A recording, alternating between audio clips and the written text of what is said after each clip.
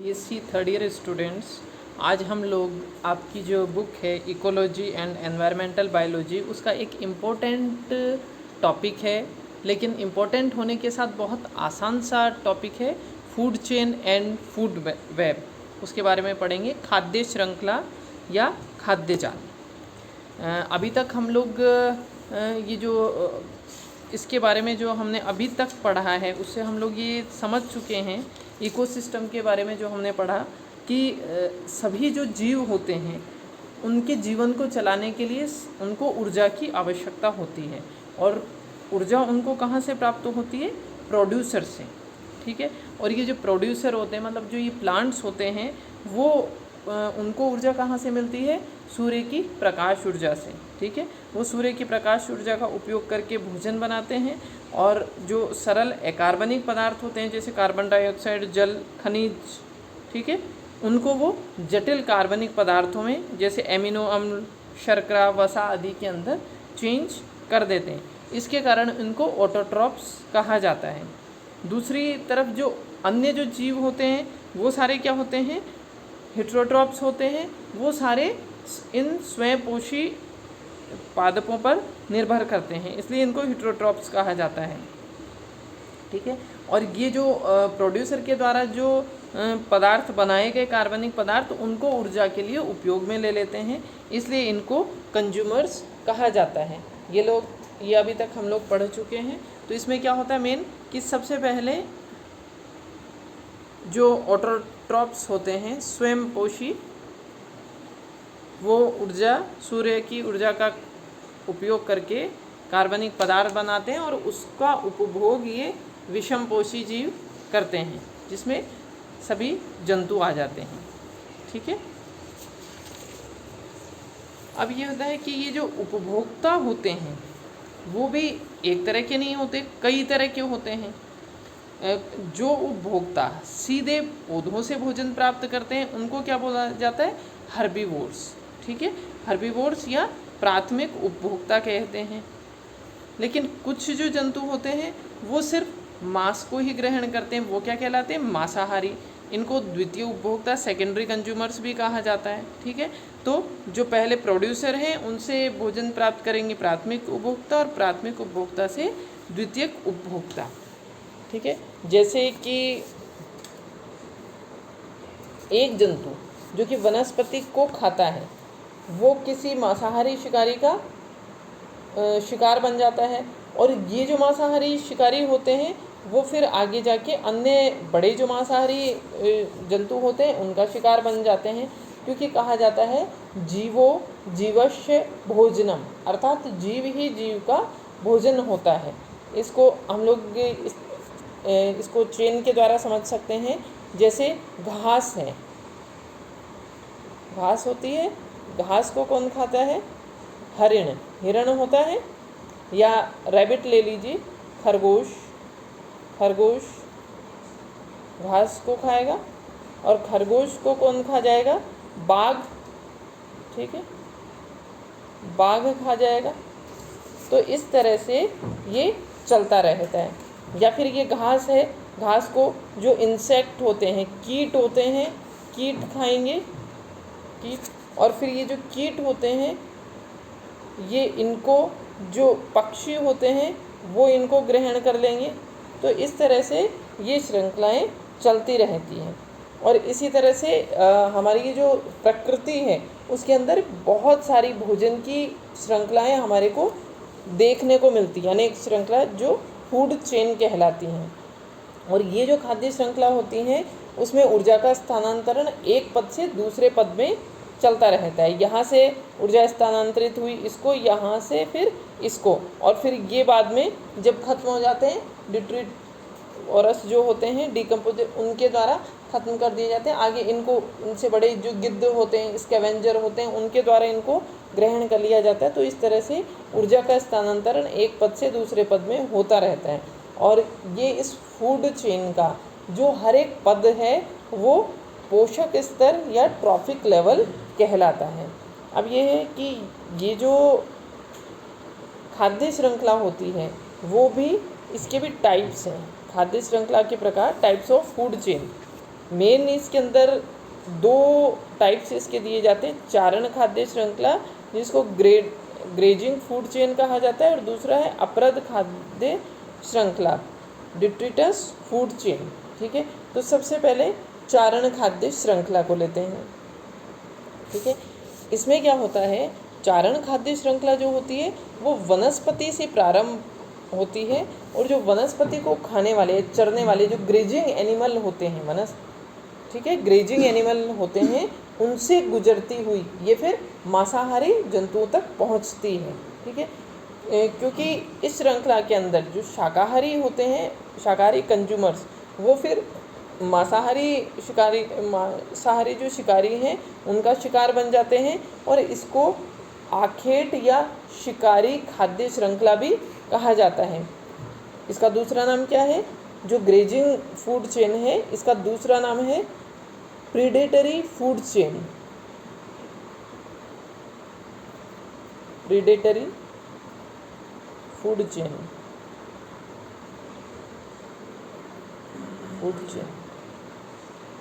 मतलब शिकारी खाद्य श्रृंखला भी कहा जाता है। इसमें क्या क्या हो सकते हैं, जैसे वनस्पति है, कोई भी प्लांट्स हैं, इनको, जैसे रैबिट्स हैं, रैबिट इनको खा लेते हैं, रैबिट ने खा लिया। ठीक है, रैबिट जो है उसको फिर आगे बड़े कोई भी जानवर रैबिट को खा लेगा। लोमड़ी ले लीजिए, फॉक्स, लोमड़ी ने उसको खा लिया, फॉक्स ने, और फिर इसको आगे फिर इससे जो बड़े मांसाहारी हैं, जो टॉप कॉर्निवोर्स हैं, वो इसको खा लेते हैं। तो इस तरह से ये वनस्पति से प्रारंभ होकर, ठीक है, ये वनस्पति से प्रारंभ होकर और फिर मांसाहारी प्राणियों तक पहुंचती है, इसलिए इसको चारण खाद्य श्रृंखला कहा जाता है। ठीक है, इसको आप लोग डायग्राम में एक बार देख लीजिए, डायग्राम से अच्छे समझ में आ जाएगा। ये देखो, ये फूड चेन इसमें दिखाई गई है। इसके अंदर देखो, सबसे पहले कॉर्न, पौधा है, कॉर्न है, उसको रैट ने खा लिया, और रैट को फिर उल्लू ने खा लिया। ठीक है, इसको आप लोग बनाने में भी काम में ले सकते हो।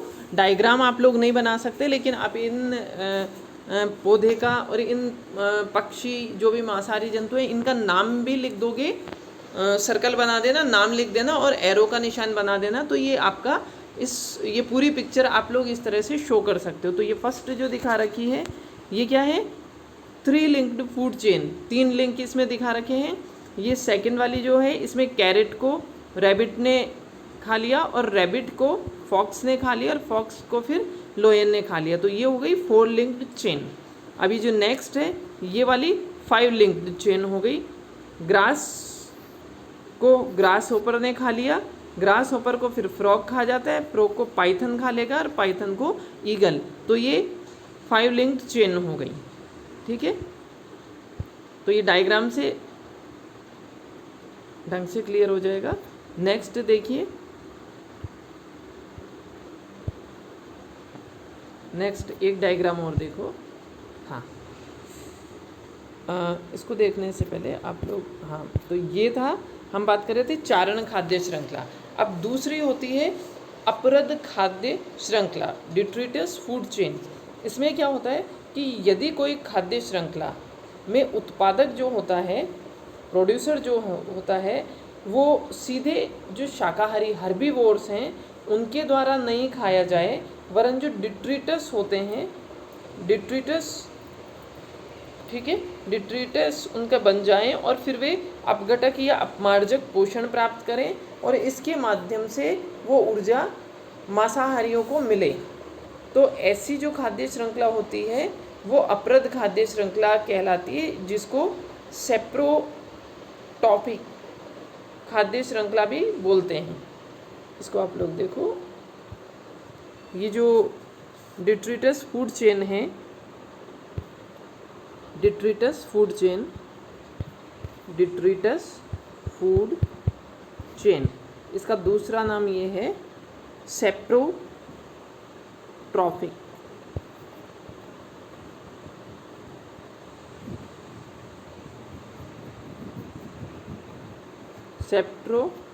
सेप्रोट्रॉफिक श्रृंखला, इसको हिंदी में भी ये बोलेंगे सेप्रोट्रॉफिक श्रृंखला।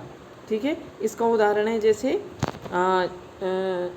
जैसे पत्तियाँ होती हैं, पत्तियों का जो अपरद है, पत्तियों का अपरद खराब हो चुकी हैं, सूखी हुई पत्तियाँ हैं, लीफ लिटर्स जिसको बोलते हैं, पत्तियों के अपरद को लीफ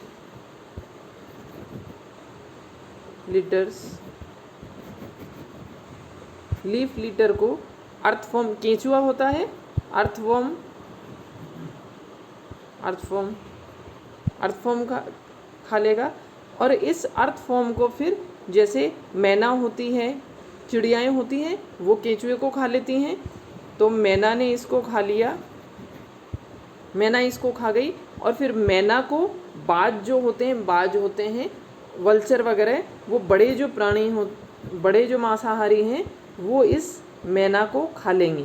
तो ये क्या हो गई, अपरद से स्टार्ट होकर, प्रोड्यूसर से नहीं होकर, जो प्रकाश संश्लेषण करके भोजन बना रहे उनसे, प्रोड्यूसर से स्टार्ट नहीं होकर अपरद से स्टार्ट हुई और फिर अर्थफॉर्म से होती हुई फिर वो मांसाहारी प्राणियों तक पहुंच गई। तो ये कहलाती है डिट्रीटस फूड चेन या सेप्रोट्रॉफिक चेन। ठीक है, अब ये जो खाद्य श्रृंखला होती है, खाद्य श्रृंखला में क्या होता है, वनस्पति के अलावा जो अन्य जंतु होते हैं, जैसे उपभोक्ता होते हैं, वो भी अपरद बना देते हैं, अपरद बना सकते हैं, परंतु इनसे बनी हुई जो श्रृंखला होती है उसको अपरद खाद्य श्रृंखला नहीं कहा जाता, क्योंकि सिर्फ जो प्राथमिक उत्पादक होते हैं, जो प्लांट्स वगैरह प्राथमिक उत्पादक हो गए, उनके जो अपरद बन जाते हैं, जैसे वो मिट्टी में गहराई में दब गए, सिर्फ इस तरह उनके जो अपरद बने, लीव्स के, प्लांट्स के जो अपरद बने, उनसे जो जुड़ी हुई श्रृंखला होती है वही अपरद खाद्य श्रृंखला कहलाती है। यदि कोई जंतु अपरद बन जाता है और उससे श्रृंखला, तो वो अपरद खाद्य श्रृंखला नहीं कहलाएगी। ठीक है, इसके अलावा ये जो खाद्य श्रृंखला है उसके कुछ फैक्ट्स हैं, वो आप लोग जान लीजिए। सबसे पहले, ये जो प्रत्येक ट्रॉफिक लेवल जो होता है उसमें जो ऊर्जा होती है, संपूर्ण ऊर्जा होती है, वो अगले स्तर तक स्थानांतरित नहीं होती। कि जैसे वनस्पति में जितनी ऊर्जा होती है प्राथमिक उपभोक्ता को, उसमें जितनी एनर्जी है वो सारी प्राथमिक उपभोक्ता को नहीं मिलती, बल्कि उसका केवल कुछ पार्ट्स होता है वो उनको प्राप्त होता है। और जो बची हुई ऊर्जा होती है वो कुछ जो पदार्थ काम में नहीं आने वाले हैं, श्वसन में, अपरद आदि के रूप में व्यर्थ हो जाती है, तो बहुत कम मात्रा उसकी अगले लेवल तक पहुंचती है। ठीक है, तो वनस्पति से जो शाकाहारियों को जितनी ऊर्जा प्राप्त हुई, फिर आगे के ट्रॉफिक लेवल पे जैसे मांसाहारी पे फिर उससे और ज़्यादा एनर्जी कम होती जाएगी। तो हर एक जो पोषण स्तर होता है उसके अंदर ऊर्जा का हास्य होता है। ठीक है, और एक पॉइंट है कि ये जो खाद्य श्रृंखला होती है, एक पॉइंट हो गया कि एनर्जी जो होती है, एनर्जी एक लेवल से दूसरे लेवल तक लगातार घटती जाएगी, ऊपर जैसी जाएगी तो एनर्जी लेवल इसका घटता जाएगा। ठीक है, अब सेकंड पॉइंट इसका ये है कि एक जो खाद्य श्रृंखला होती है उसमें ज़्यादा से ज़्यादा, अभी मैंने फूड चेन के आपको डायग्राम दिखाए थे, 5 पद, मतलब 5 स्टेप ज़्यादा से ज़्यादा हो सकते हैं। ठीक है, 5 स्टेप तक हो सकते हैं, क्योंकि हर एक स्तर पर क्या हो रही है, ऊर्जा लगातार कम हो रही है, इसलिए श्रृंखला क्या होती है, बहुत ज़्यादा लंबे नहीं खींच पाती, क्योंकि एनर्जी की मात्रा कम होती जाती है।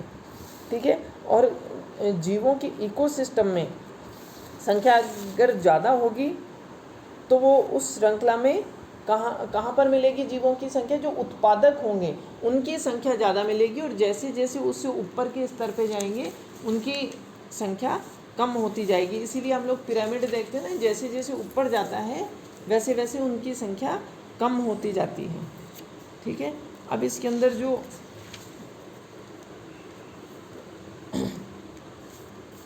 जैसे मांसाहारी और शाकाहारी जो वेल होती है, इसमें से जो शाकाहारी वेल होती है वो ज़्यादा बड़ी होती है, ठीक है, क्योंकि क्या होता है इनके जो गुण होते हैं उनके कारण प्रकृति में जो उत्पादक होते हैं, उत्पादकों से जो शुरू हुई खाद्य श्रृंखला होती है वो हर एक पद में बायोमास, एनर्जी और नंबर इस क्रम में व्यवस्थित चलती है और एक पिरामिड की जैसी संरचना बनाती जाती है।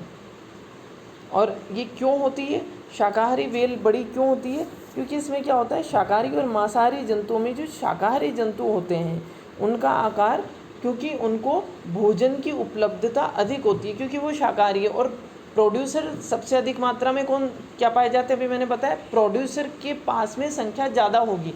नीचे वाले पिरामिड में सबसे जो नीचे का लेवल होता है ट्रॉफिक लेवल, उस पर संख्या ज़्यादा होती है, और जैसे जैसे ऊपर जाते हैं वैसे वैसे इनकी संख्या कम होती जाती है।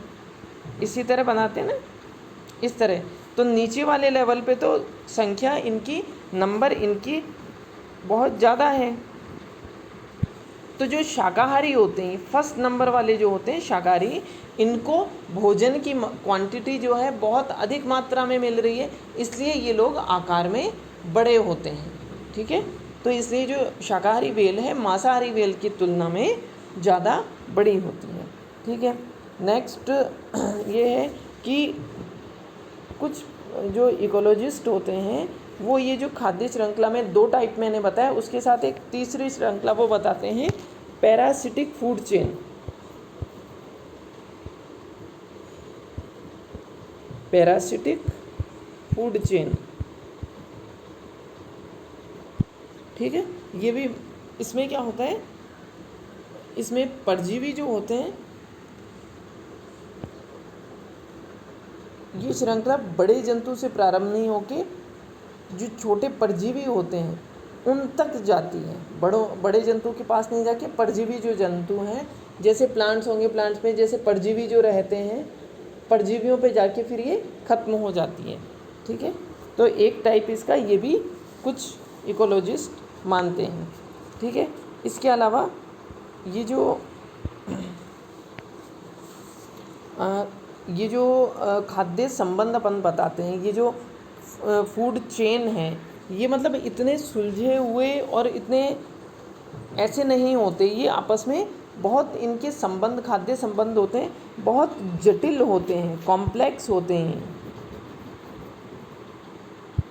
बहुत आसान नहीं होते, बहुत जटिल होते हैं, ठीक है। और एक जो शाकाहारी जंतु होते हैं वो अलग अलग तरह की शाकाहार क्योंकि कर पाते हैं और अलग अलग वनस्पतियों को वो खा लेते हैं। उसी तरह जो मांसाहारी जंतु होते हैं वो भी अनेक जंतुओं को खाते हैं, जैसे सर्प होगा, चूहे, मेंढक, अन्य सर्प, छिपकली, पक्षी को खा सकता है। तो वो क्या होगा, वो इस श्रृंखला में अनेक स्थानों से प्रवेश कर जाएगा। इसी तरह एक बघेरा होगा, वो हिरण, मोर दोनों को मार देगा। तो ये सब जीव क्या कर रहे हैं, इस श्रृंखला को एक लीनियर नहीं चल के कॉम्प्लेक्स इसको बना देते हैं, ठीक है। और कुछ जंतु ऐसे भी होते हैं, फिफ्थ जैसे ओमनीवोरस, ठीक है, मतलब सर्वाहारी। ओमनीवोरस जो होते हैं सर्वाहारी, जो कि शाकाहार और मांसाहार दोनों करते हैं, सर्वाहारी, ठीक है। शाकाहार भी खाते हैं, मांसाहार भी खाते हैं। तो ये और अपनी अलग अलग तरह की इनकी भूमिका होती है। जैसे सर्वाहारी में कौन आ गया, भालू, लोमड़ी, ये सब क्या होते हैं, चींटी, ये सब क्या होते हैं, सर्वाहारी होते हैं, ठीक है। और नेक्स्ट एक पॉइंट ये भी है कि एक ही जंतु भिन्न भिन्न जातियों का भोजन बन सकता है। वैसे ही एक जंतु होता है वो वनस्पति पर अलग अलग भिन्न भिन्न वनस्पतियों पे भी मतलब उनको कंज्यूम कर सकता है और इस श्रृंखला को जटिल बना सकता है, ठीक है। तो ये आप लोगों का हो गया फूड चेन, ठीक है। इसका एक डायग्राम और है, वो भी आप लोग एक बार देख लो। ये जो है अप्रद खाद्य श्रृंखला, डिट्रीटस फूड चेन, इसको आप लोग एक बार देखो। इसमें आप लोग ये देख रहे हो, ये प्लांट्स प्रोड्यूसर हैं, सनलाइट सूर्य की रोशनी में। अब इसको फिर ग्रास होपर, जैसे इसको हटा देते हैं, ग्रास होपर देख रहे हो, ग्रास होपर ने इसको प्लांट्स को कंज्यूम कर लिया, और इस ग्रास होपर को, ये प्राइमरी कंज्यूमर हो गया ग्रास होपर, इसको फिर फ्रॉग ने खा लिया तो ये सेकेंडरी कंज्यूमर हो गया, और फिर इस फ्रॉग को स्नेक ने खाया तो ये टर्शरी तृतीयक उपभोक्ता हो गया, और फिर फाइनल जो स्नेक है इसको ऑल ने खा लिया, ये फाइनल कंज्यूमर हो गया। ठीक है, और ये जब ऑल ख़त्म हो जाएगा तो फिर ये डीकम्पोजर द्वारा, बैक्टीरिया के द्वारा वापस से प्लांट्स के लिए इसको प्रोवाइड कर दिया जाता है। ठीक है, चलिए अब नेक्स्ट फूड वेब। मतलब फूड वेब या खाद्य जाल, ये हमने अभी जो पढ़ी खाद्य श्रृंखलाएं, फूड चेन जो होती है वो मैंने बताया लीनियर नहीं होती, इसमें अनेक कड़ियाँ आपस में जुड़ी होती हैं, एक कड़ी से काफ़ी कड़ियाँ आपस में जुड़ी हुई होती हैं, तो ये एक तरह से सरल नहीं होकर एक उलझा हुआ जाल के समान संरचना इसकी बनती है, जिसको फूड वेब कहा जाता है। ठीक है, इस फूड वेब को आप लोग इस डायग्राम में समझिए। ठीक है, अब ये आप लोग देख रहे हैं, ये प्लांट है, ग्रीन प्लांट राइट साइड में। इस ग्रीन प्लांट को गोट ने खाया, बकरी खा रही है, रैबिट खा रही है, माउस खा रहे हैं। ठीक है, और फिर इस गोट को सीधे गोट को वुल्फ भी खा लेगा, और इसको लायन भी खा लेगा, शेर भी खा लेगा, लोमड़ी भी खा लेगी। ठीक है, तो दो जुड़ गए इसमें। और ये जो रैबिट है, इसको देखो, रैबिट को वाइल्ड कैट होगी वो भी खा जाएगी। इसके अलावा इसको और भी जो जीव हैं वो भी खा सकते हैं।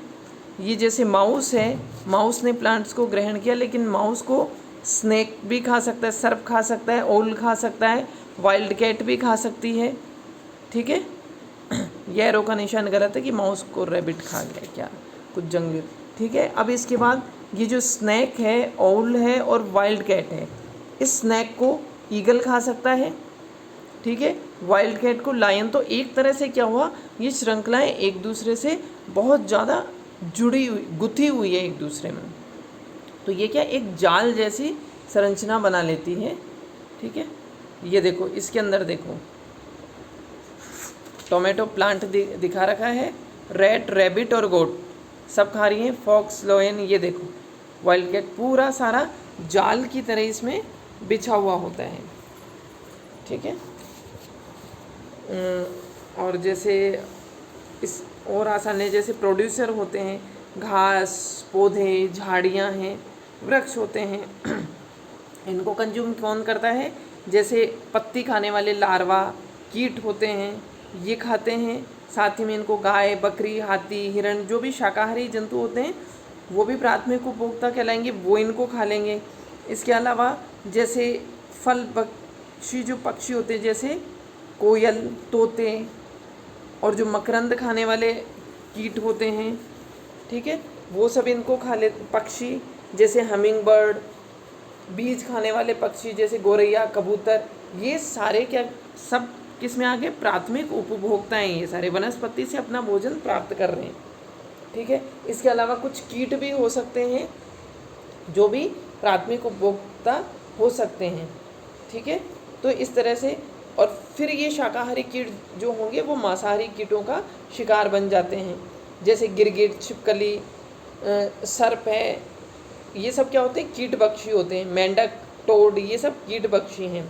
और रात्रि में जो चमगादड़ होती हैं वो भी कीटों को खाती हैं। तो ये सभी कीटभक्षी जो होते हैं, उन कीटभक्षी जो है उनसे खाद्य श्रृंखला अलग अलग और भागों में फैलती जा रही है। ठीक है, और ये जो कीटभक्षी हैं इनका भक्षण फिर अन्य जंतु कर लेते हैं। ठीक है, अन्य जंतु करते हैं, और ये जैसे ये जो शाकाहारियों का जो शिकार करते हैं वो फिर ये शिकारी भी मतलब अलग अलग तरह से शिकार करने के कारण इनकी जो खाद्य श्रृंखला होती है वो बहुत ही जटिल और उलझी हुई हो जाती है। ठीक है, अब इसमें वनस्पति से जितने बड़े प्राथमिक उपभोक्ता को ऊर्जा स्थानांतरित होगी, उतने ही श्रृंखला में अगर ये श्रृंखला बहुत लंबी चलेगी तो फिर इसमें ऊर्जा की मात्रा कम होती जाएगी और जो आगे आने वाले ट्रॉफिक लेवल हैं वहाँ पर ऊर्जा के मिलने की संभावना कम हो जाएगी।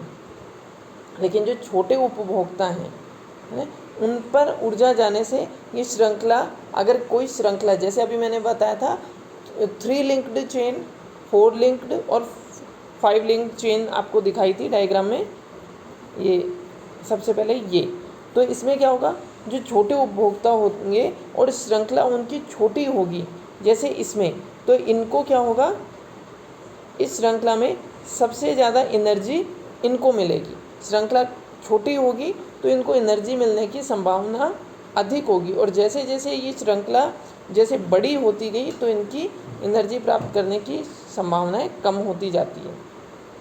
और जो शीर्षस्थ मांसाहारी होते हैं वो बाद में फिर जो अपमार्जक होते हैं या स्कैवेंजर और जो डिकम्पोजर होते हैं उनकी सहायता से फिर वो वापस जो प्रोड्यूसर हैं उनको प्राप्त हो जाते हैं। तो ठीक है, इसी के साथ आप लोगों का ये फूड चेन वाला टॉपिक क्लियर होता है। स्लाइड ये सारी आप लोग देख लेना, इसको आपको समझने में ये मदद मिलेगी नेक्स्ट फिर अगले वीडियो में।